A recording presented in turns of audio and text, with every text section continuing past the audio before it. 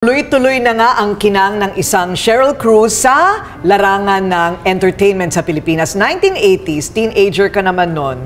Parang tuloy-tuloy yung karera mo, no? Parati kitang napapanood eh. You were everywhere, right? Mula pagkabata hanggang teenager, pero natapos mo naman ng school. Yes. Okay. With the help of my parents. Kasi ang kasunduan namin, 85 and above, kailangan ma-maintain ko. Okay. Sa St. Paul's College of Pasig yan. Kasi from Pleasant Hill, I transferred to St. Paul's College of Pasig.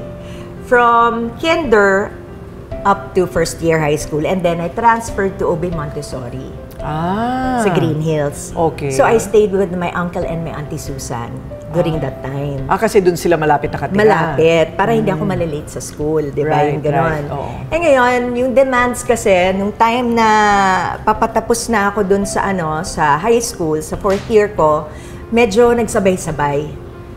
So, I had to give time to myself after I graduated high school. Kasi nga, papunta na dun sa burnout days ko. Yun. Kasi parang sabay-sabay lahat. Yes, biro mo, meron mga personal appearances, tapos nun, hindi pa talaga magaganda yung mga daan natin noon. Puro bako-bako. Oo, nakakahilo. So sabi ko nga sa mga artista ngayon, napakaswerte ninyo. Wala kaming mga teacher pagdating sa acting, mga acting coach, ganyan.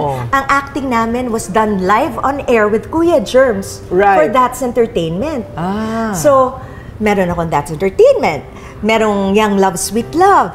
Merong mga pelikula for Seiko Films, for Regal Films, for Viva. And then, yun nga, yung mga personal engagement. So medyo, di ba, it's so taxing for, I guess, a teenager.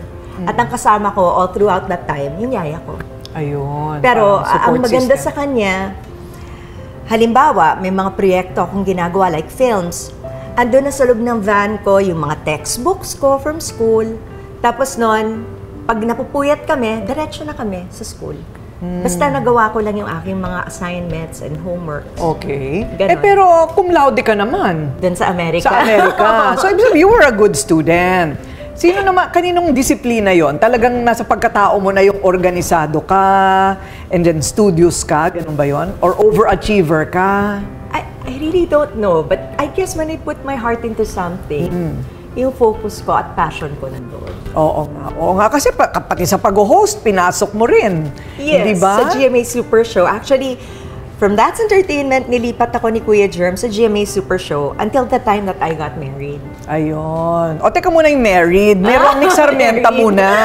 Yun ang naaalala ng lahat, si Romnick Sarmenta. Ang una niyang kalab din yung anak ni Kuya Germs. Yes, right? Si Moreno. Oo. Pero mukhang, paano kayo nagkakilala ni Romnick? Actually, magkasama kami sa That's Entertainment. Tapos nun, alam ko silang dalawa ni Harleen kasi si Harleen is also my friend. Playmate ko sila Harleen, tapos nun, yung mga kuya niya, si Hero, si Herbert, halos lahat ng aming mga birthday parties, pumupunta sila kasi yung kanilang director na father, Tito Boots, no? Siya yung naging director ng mom at saka ng dad ko sa kanilang mga programs sa Channel 2 that time. Ayan, okay. Yun. So, after nun, siguro, nakita ng Seiko Films na parang may chemistry kami. Nung nakikita nilang magkasama kami sa That's Entertainment, they gave me a contract to do films with them. Tapos noon, hindi ko naman alam na gagawin kaming magka-love team. Okay. And then, it started na from there. Nung naging successful na yung Puso sa Puso, naging Langit sa Lupa, at kung ano-ano pa yung mga sumunod na mga movies na talaga namang tinangkilik ng mga tagahanga. Pero ano ba yun? Totoo ba yun? Naging mag-boyfriend talaga totoo kayo? Na, nanliligaw, totoo nagbibigay ng mga regalo, ganyan. Okay. Pero hindi naman talaga ganon kaseryoso. Ay, naku, busted! Ganon ba yun? Hindi naman busted. Kundi yung sa akin lang kasi, I wanted the chance to grow dun sa industry. Tapos noon, maging maseryosong artista, maging seryosong actress na kahit papano makasama ko yung iba-ibang mga leading man from different productions. Yun naman yung aking wish nung time niyon. Ayun, okay. So parang focus sa karera. Yes. Parang ganon. Pero they were some of the hottest teen stars nung 90s naman. Ipinanganak yung triplets. Si Manilyn Reynes at saka si Tina Paner. Yes. Kumusta na sila?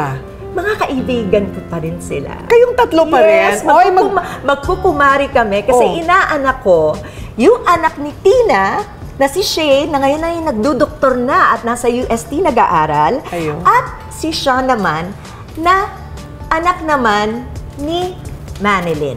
So, ayan. Reunion naman. Mag-reunion tayo. Pwede, di ba? Oo naman, bakit hindi? Why not? Dapat mag-one night kayo. Di ba? One night na mapapanood ng mga fans ninyo. So, lagari po siya sa racket sa totoo lang. Mula Luzon hanggang Mindanao, right? Yes, Apari hanggang Holo. Yung ba yung sinasabi nila? Oo. And